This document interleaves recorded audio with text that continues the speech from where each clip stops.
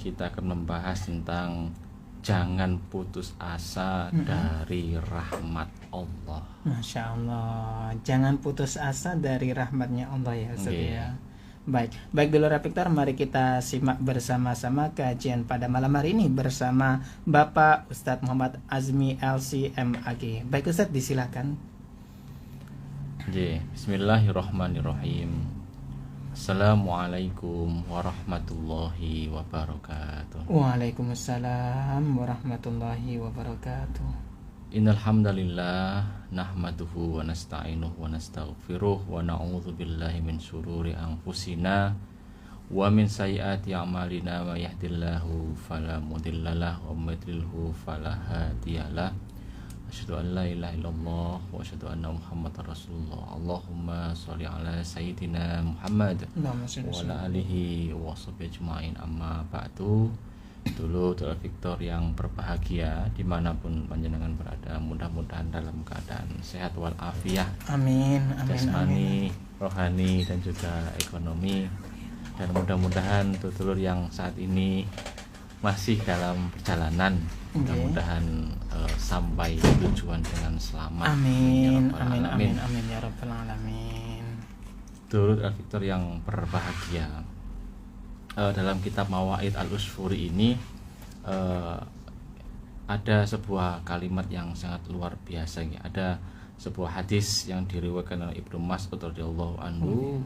Beliau ngendikan bahwasanya Rasulullah Shallallahu Alaihi Wasallam qala, seorang pendosa yang mengharapkan rahmatnya Allah itu lebih dekat kepada Allah daripada orang ahli ibadah yang putus asa dari rahmat Allah. Masya Allah.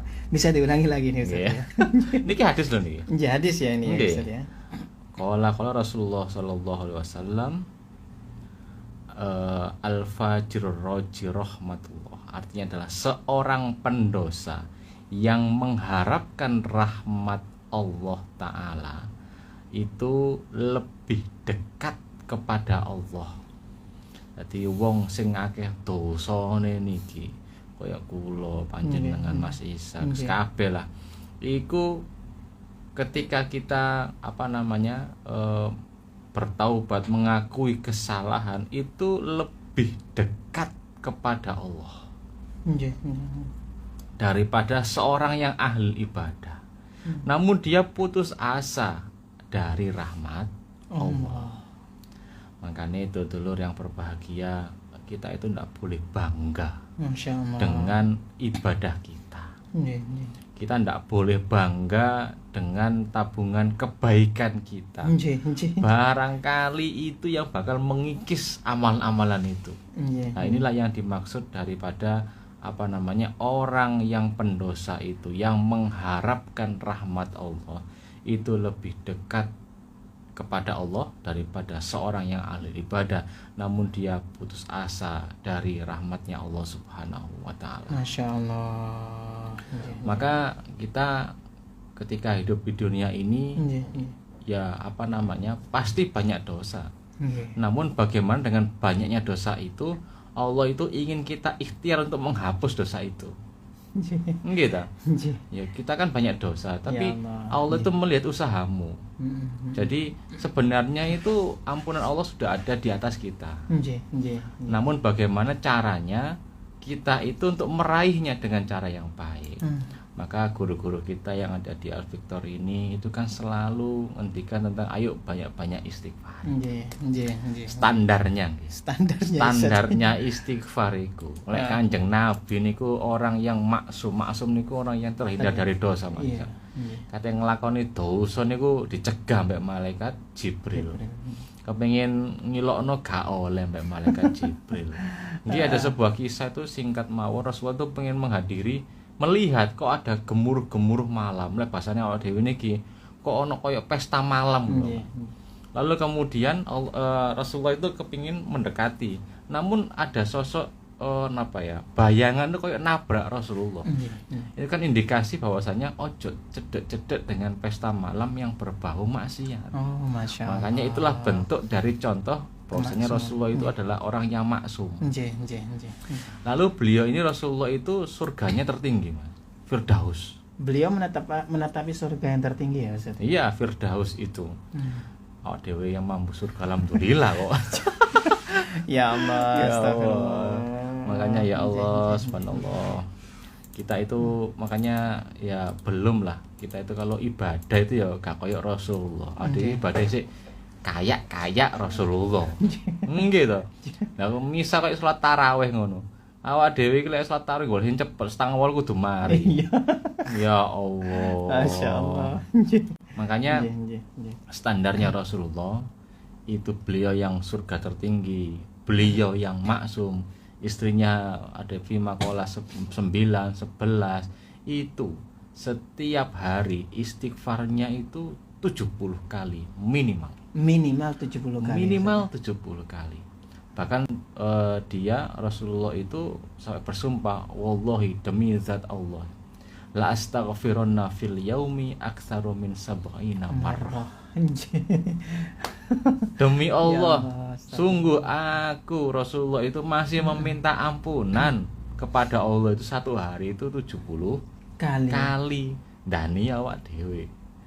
Bukan Rasul, bukan Nabi, senenge ngilokno tangga, senenge nganakno duwe, iku gak gelem istighfar. Lah kok ngene iki sing ngangel iki. Makanya banyak juga amalan-amalan untuk penghapus dosa kita. Pertama dari istighfar ya, yang pahala sangat luar biasa. Kemudian ada juga yang membaca kalimat subhanallah wa bihamdihi subhanallahil azim itu mi'ata marrah, 100 kali. Maka ketika dibaca kalimat itu semua dosa-dosa kita sebanyak buih di lautan itu akan dihapus oleh Allah Subhanahu wa taala. Makanya Dudul Victor yang berbahagia, maka ada istilah rahmatan lil alamin. Seperti Rasulullah itu sang pengasih, ternyata kasihnya Rasulullah itu tidak hanya untuk manusia saja. Bahkan Rasulullah itu cinta kasihnya itu kepada suami, kepada istrinya, kepada anaknya, bahkan tumbuh-tumbuhan. Selain tumbuh-tumbuhan juga. Tumbuh-tumbuhan, kemudian hewan. Ada kisah nih tadi siang saya menerjemahkan orang Madinah, Mas. Beliau mengisahkan tentang rahmatnya Rasulullah. Jadi ada niki sambil niki nggih kayak dalil kanca-kanca sing seneng memelihara napa niku keti-keti ya. Kucing, manuk dan lain sebagainya. Ternyata memelihara demikian itu asal diopeni sing apik lho, Mas.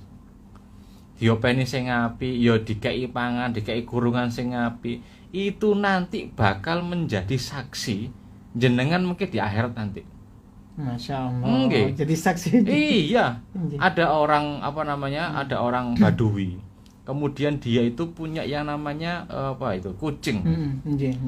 Dia memelihara kucing, tapi diopeni sampai DE niku mungkin wafat. Nah, ketika dia wafat, kemudian diceritakan ketika hisapnya itu kucing itu bisa memberikan syafaat loh. Masya Allah. Hewan itu, Mas. Bisa memberikan syafaat ya. Bisa memberikan syafaat. Ya. Kisahnya Umar bin Khattab. Ketika dengan burung pipit itu loh. Ya kan? Delok arek cili, ya kan? Dolanan manuk, ya kan? Kemudian ya ngesakno manuk ge dolanan cilik gurung duwe rasa iba dan lain sebagainya. Ambek Umar bin Khattab dituku. Dituku kemudian dilepaskan. Yang demikian itu ketika Umar bin Khattab itu meninggal, itu bisa menolong. Burung pipit itu. Burung pipit itu ya Allah. Makanya dulur sing seneng ngopeni ingu-ingu hewan-hewan itu sing penting diopeni sing apik. Kan sing penting diopeni sing apik, dikei panganan sing apik. Maka insya Allah yang demikian itu akan menjadi persaksian nanti di yaumul kiamat. Masya Allah.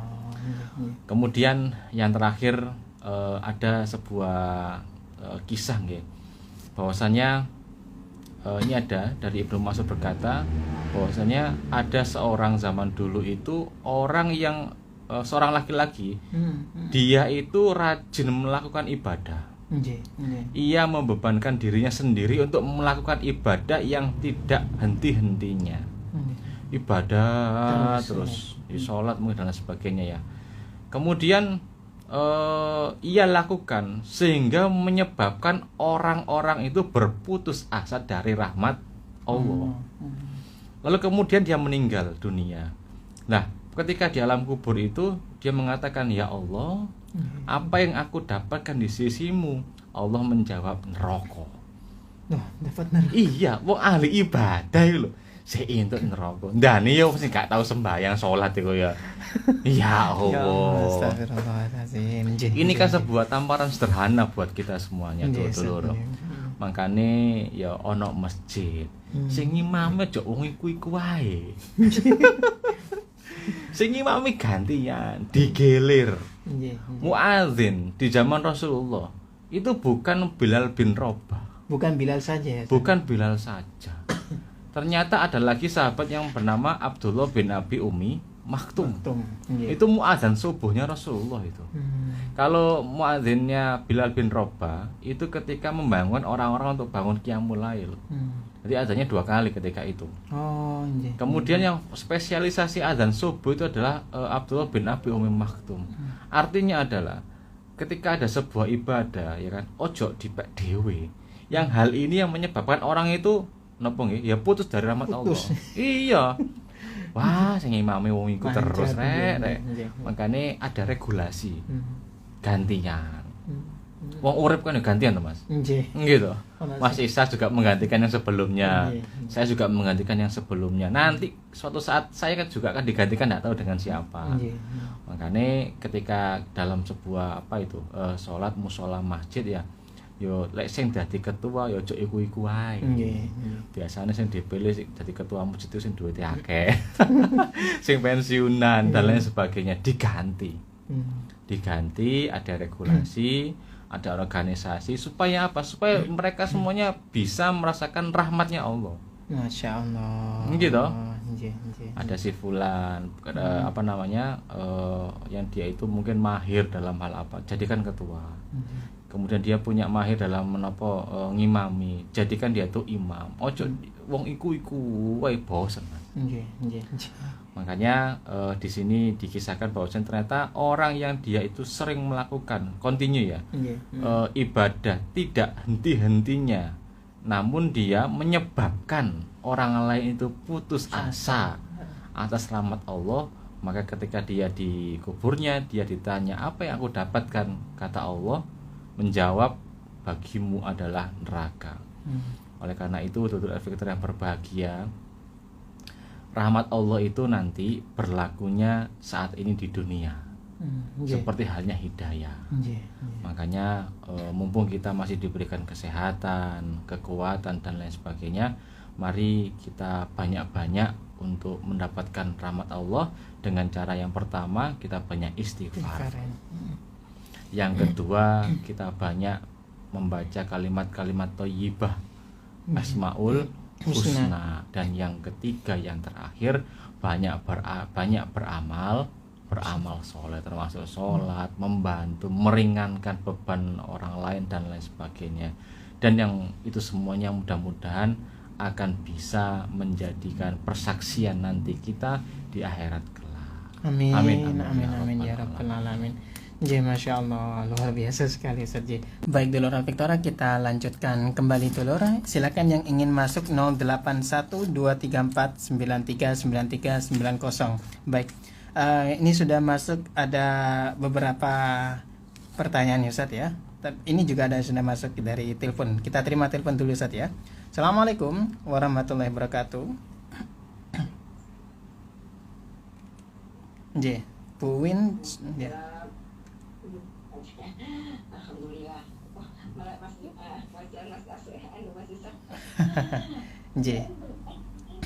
Assalamualaikum Ustaz Asmi. Waalaikumsalam warahmatullahi wabarakatuh.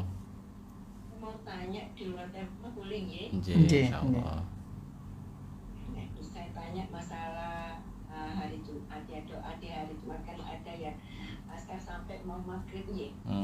Sedangkan untuk doa yang dihijabkan ya, yang apakah itu kalau saya kan sholat kan mesti berdoa. Nggih. Apakah itu aja ataukah harus ada doa khusus? Soalnya saya bingung, saya pernah baca katanya hanya suruh baca Allahumma aluka iman nafi'an rizqan thayyiban. Ada lagi ada bacaan yang lain lagi gitu. Padahal kadang-kadang doa-doa itu tuh sudah saya rangkum semua di saat saya selesai sholat gitu loh. Jadi saya tanyakan, apakah memang ada doa khusus untuk hari Jumat itu gitu loh ya, untuk supaya lebih dan lebih afdolnya gitu loh, supaya dijabah. Terus untuk masalah rahmat tadi, kalau saya seandainya ini saya sebagai seorang ibu, harapan untuk anak saya itu apakah boleh untuk Ustaz gitu kan? Dan kalau saya kan memang supaya anak saya diberikan rahmat, diberikan hidayah gitu ya. Dan itu doa seorang ibu, apakah diperkenankan untuk itu? Apa rahmat itu harus orangnya yang berdoa, yang meminta ke Allah? Apakah gitu aja gitu? Assalamualaikum warahmatullahi wabarakatuh. Waalaikumsalam warahmatullahi wabarakatuh. Jemaah sembah nuwun Bu Uwin. Ada 2 pertanyaan ini Ustaz ya. Monggo Ustaz disilahkan. Nggih, niki saking Ibu Uwin Mojo di Surabaya.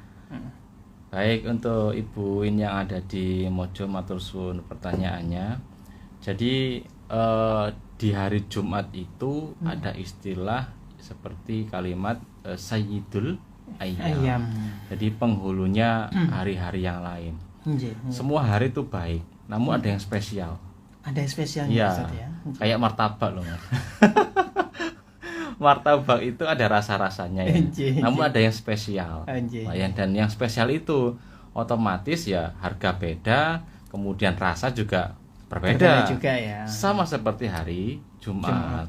Oleh karena itu ketika hari Jumat banyak sekali amalan-amalan yang sangat luar biasa. Misal bersedekah, maka ada istilah napa? Jumat berkah nggih. Jumat berkah, lalu kemudian ada membaca surat Al-Kahfi dan termasuk ada auqatil mustajabah, waktu-waktu yang mustajabah. Khusus di hari Jumat. Jadi memang spesial hari Jumat itu ada harinya, kemudian ada alokasi waktunya. Kapan itu Ustaz? Nah, yang pertama itu yang spesial banget itu di antara 2 khutbah. Di antara waktu singkat di antara 2 khutbah itu sangat spesial untuk berdoa ya Ustaz. Untuk berdoa. Namun kan ini kan yang bertanya kan Bu Win ya, perempuan loh kan. Itu kan yang Jumatan mungkin sinten? Laki-laki. Terus yang perempuan kapan? Nah, itulah letak keadilannya Allah. Maka Allah memberikan porsi yang lebih setelah asar sampai maghrib untuk umum laki-laki maupun perempuan. Makanya letak keadilan Allah itu di situ. Kemudian apakah ada zikir-zikir khusus dan lain sebagainya? Semua zikir itu baik. Semua kalimat-kalimat thayyibah itu baik. Tadi menyebutkan kalimat Allahumma inna nas'aluka ilman nafi'an wa rizqan wasi'an wa amalan boleh dibaca. Tergantung kerteke Ibu Uwin itu pengen mendoakan apa. Mantepnya apa dan lain sebagainya. Apalagi jenengan dalam keadaan safar setelah sholat asar sampai maghrib luar biasa. Double ini double musafir sama hari Jumat luar biasa setelah asar sampai maghrib. Itu kalau saya jadi tidak ada amalan khusus, tapi doa apa yang kertekin jenengan nih tadi itu. Ya. Kemudian yang kedua masalah rahmat ya. Panjenengan memintakan rahmat itu untuk anaknya Ibu Uwin ya, itu malah yang sangat dianjurkan, bahkan diwajibkan bagi seorang ibu. Seorang ibu. Apalagi doanya doanya orang tua kepada anak itu duna hijab, tanpa ada pembatas. Makanya ketika kita mengatakan kepada anak-anak kita, katakanlah kalimat-kalimat yang baik, lembut, jangan sampai kalimat-kalimat yang di luar itulah yang negatif, maka akan kejadian juga. Masya Allah. Maka ketika Ibu Uwin itu meminta rahmat kepada Allah untuk anaknya, itu sangat luar biasa dan bahkan dianjurkan. Masya Allah. Doa kita kan apa kepada anak kita? Robbana Hablana hablana min azwajina wa dzurriyyatina qurrata a'yun. Qurrata itu masih umum, penyejuk mata. Nggih. Jenengan duwe anak lek sukses, Nggih. juara, bisa khutbah. Itu di mata orang tua kan Masya Allah, ini qurrata a'yun iki. Iya. Jadi qurrata a'yun itu bukan berarti anak itu lucu, cantik, tidak. Nggih, nggih. Bisa khairun nasi anfa'uhum linnas. Linnas, ya. Itu qurrata a'yun bagi orang tua. Masya Allah. Ngoten, Bu Win. Nggih. Masya Allah, luar biasa. Terima kasih Bu Win. Baik, selanjutnya ini Ustaz ya, dari Ibu Suhartati ini ya, di Surabaya. Assalamualaikum warahmatullahi wabarakatuh, Pak Ustadz. Badhe tanglet. Tadi saya mendengarkan pencerahan dan juga saya pernah mendengar di radio ini bagaimana dengan orang yang ibadah tetapi melakukan maksiat. Ibadah melakukan maksiat, apakah juga mendapatkan rahmat dari Allah Subhanahu wa taala? Terima kasih atas pencerahannya. Nggih. Ibu Suwartati di Surabaya. Ustaz. Luar biasa Ibu Suwartati ini. Makanya ada istilahnya. Tadi saya itu menerjemahkan orang Madinah itu gini, Mas. Nggih. Jadi misal ya, yang ada di negara Dubai itu ya, luar biasa ya. Orang sana itu kok masih diberikan apa antara ujian, azab atau yang lain lah. Iya.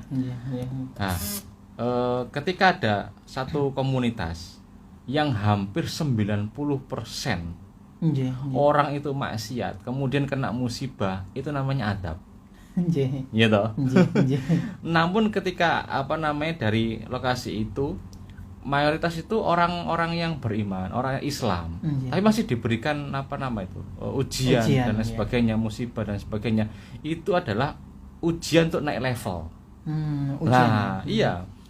Nah, ketika dikaitkan dengan pertanyaan ini, ketika ada orang yang beribadah namun dia maksiat, kemudian dia beribadah lagi dan maksiat, itu nanti seperti orang yang dia itu membawa air galon ke lantai 3. Ternyata galonnya itu bocor, sehingga sampai lantai 3 itu airnya itu habis. Maka termasuk orang-orang yang muflis, rugi. orang yang muflis gitu, rugi ya. Orang yang dia akan datang kepada Allah dengan sholatnya, kemudian dengan zakatnya, tapi dia gelek ngilokno wong, rasane satamahada wa qadzafahada. Akhirnya ya itu termasuk orang-orang yang bangkrut, Mas. Nah, termasuk bangkrut. Termasuk orang yang bangkrut. Maka nanti di mizan, ditimbang-timbang ya mudah-mudahan kebaikan itu lebih berat lah ketimbang yang namanya kesalahan, kejelekan. Masya Allah. Kalaupun kita banyak kebaikan yang ditimbang, ternyata beratan yang kebaikan, maka yang salah itu akan dihapus. Nah, ketika sebaliknya, Mas Yesar, ya kan, kejelekan itu lebih banyak ketimbang kebaikan. Lalu untuk menstandarkan kembali, dari mana kita mendapatkan bantuan selain dari syafaatnya Rasulullah. Makanya orang-orang yang berkumpul dengan orang baik itu mendapatkan syafaat. Jenengan yang sering baca Quran itu akan mendapatkan syafaat. Syafaat itu adalah rekomendasi. Semacam apa nih ya? Privilege atau semar itu ya? Iya, jadi langsung dikasih tulisan tanda tangan SPC. Langsung direkomendasi sama Rasulullah. Si fulan insya Allah nanti masuk surga, monggo. Dikasih sama Rasul, dan itu berlaku untuk semua umatnya. Bagi mereka yang mempunyai dosa-dosa besar. Ini terselamatkan ya, Ustaz. Terselamatkan.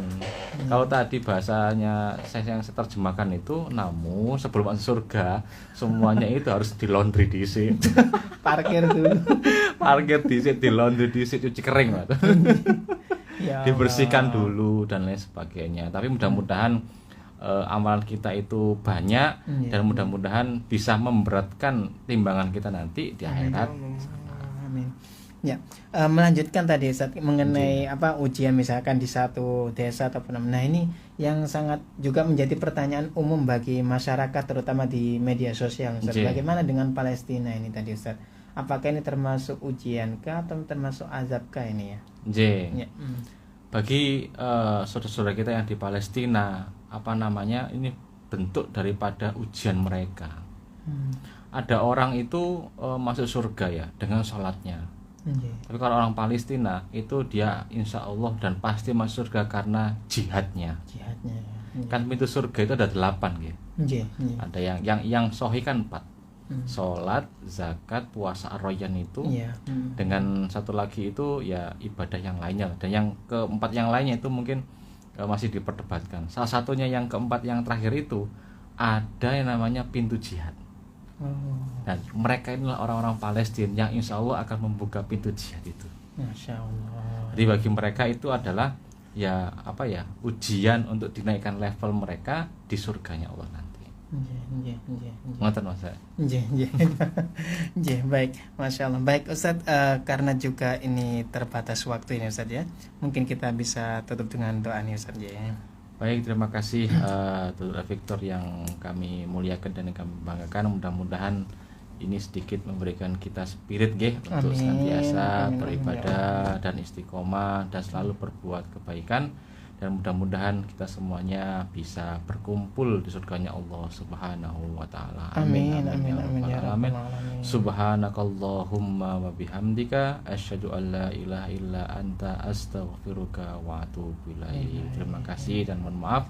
Assalamualaikum warahmatullahi wabarakatuh. Waalaikumsalam warahmatullahi wabarakatuh. Nggih matur sembah nuwun Ustaz.